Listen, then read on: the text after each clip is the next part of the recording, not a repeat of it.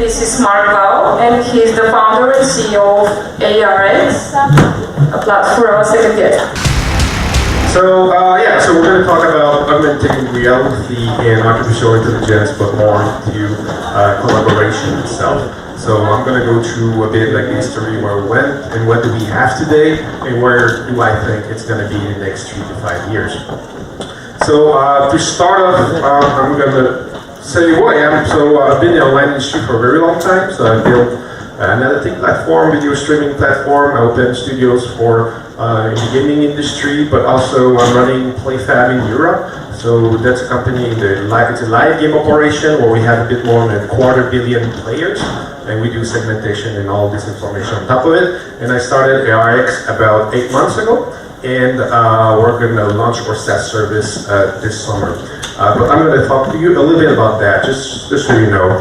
So that's an old demo, that's 5 months ago. So more or less, it's to improve collaboration between the people. So you walk into a room, you scan the room, and the room becomes an object. So this object is fully textured and can be shared with other people that are outside of your own room. And vocally can make vocal commands to invite the people that you want to be part of that meeting, that are not part in the same room as you are, obviously. And this is working with various contact lists. And then after that, the people comes as a hologram inside of the meeting, and everything that is said is also speech to text, which is then given at the end of the meeting a report. And you can also make vocal commands such as, do you agree with this or that? And yes, no, no, yes, yes. And then you all have you don't need a signature anymore, so we're making vocal signatures. But I'm not here to talk to you about ARX. So I'm more about talking to you about why we did ARX.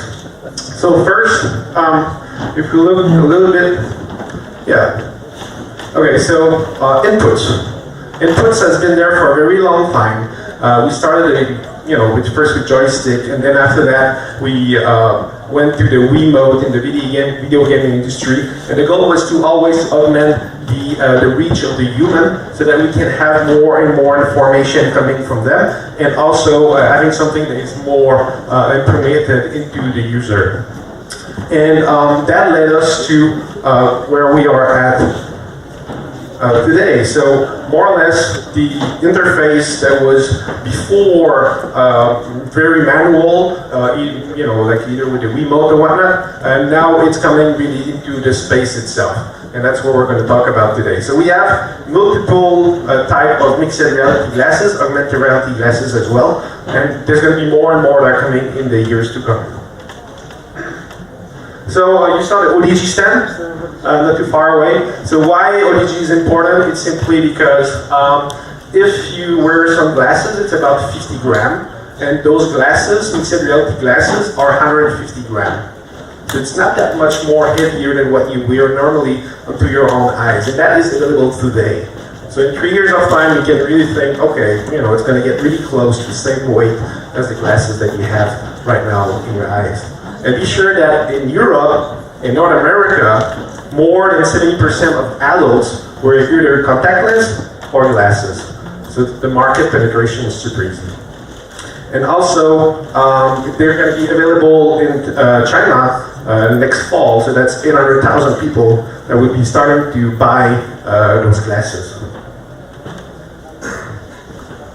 There we go again. So when you are in mixed reality, it's really important to know where people are looking at. So gazing is the first part, which is where does my people around me are looking, and where do I looking as well. So gazing is really the first step into sharing information. And most of the mixed reality experience are good to be with other people, right? So it's really a way to extend, again, your collaboration with your peers.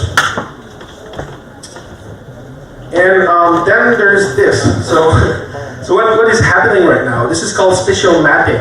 Spatial mapping is more or less looking at an object, a 3D object of your surrounding. So we have sensors in the glasses that will actually generate this model, and not only it will create a model, but it will understand what is those objects. So it means it is knowing that this is a table, that there's some chairs, and then it can interact on top of these items. if there's a door, a window, and all these things, you know all these things. When you are making procedural creation of environment, you need that.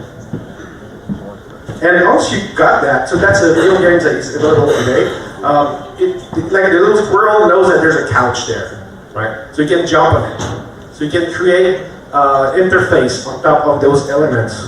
And with gazing, obviously you can guide it around your own room. So that's, available again for more than a year now. And there's one key aspect that will help a lot with the artificial intelligence and all the processing in the future. You can also make gestures, as we have seen in other talks before. And so it means that you can make vocal commands, but you can also make gestures to interact with your environment. And you can also take something and drag it around, right? So that's a big plus. And since you wear those glasses on you, well, the sound is coming from the glasses as well. So you have a full 3D view, a sound view of what's going on, meaning that if there's a sound or alert coming from your back, you hear it from your back. So there's this whole new range of information that's bringing information to the user, so it means that you can actually rise the sounds to the ear of the user without having to show him necessarily an interface. Just the sound of it, alert him that there's something going on. So that's with the HoloLens, but you can do the same thing with the Tango phones. There you go. So, and then there's this location. So that's Pokemon Go, right? So that's on the West Coast. It's thousands of people are getting together in the same goal, right? So again, when you are coming from the marketing field, if you know segmentation, if you know, all of a sudden, if you want, you can make all of these people cheer at the same time. You can push them information for them because there's a group of people actually sharing information vocally to one to another. And you can generate a lot more engagement and obviously retention by telling to the people around, hey, there's this huge mob of people that are having the same interest as you and there's something happening, go and join it. So obviously, location is extremely important. And it arises also new KPIs, right? So how many people we have in a certain space at the same time, how much information was shared between the people we have, not with your app, but vocally from one to another, because you can record what they're saying, obviously.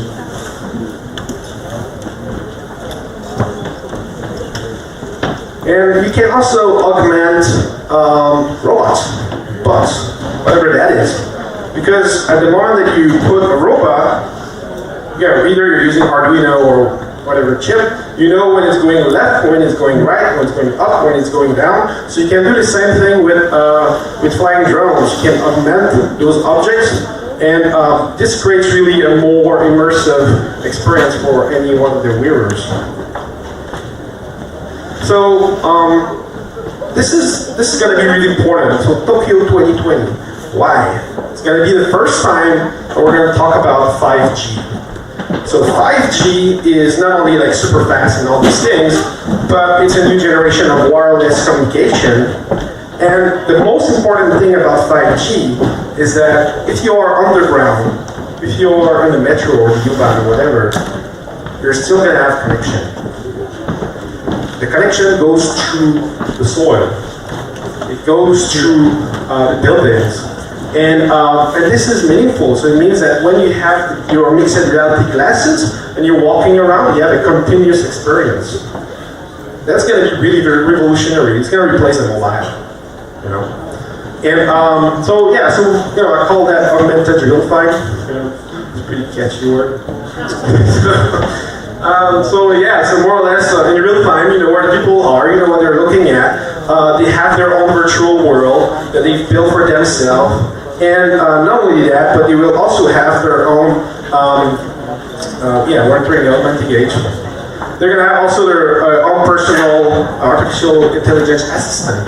And so if you put back all the pieces I told you before, obviously if I want to have a certain world for me, I will also have a personal artificial intelligence for me. Which means that if I'm a rocker or something like that, the voice is going to be different, and the suggestion is going to be different, obviously. And what I'm going to share is going to be with a group of people that have the same interests as me. And so it means that all of us will have a different world. And when we go on with that, you can have a lot of fun. So that's the library that probably some of you know. So that's from a year ago, but we know what you're looking at all the freaking time. Right. So the context is extremely easy to put in place. There's absolutely nothing stopping us from suggesting something without even asking for it. So artificial intelligence will, for the first time, in my humble opinion, take the people as assets of computing.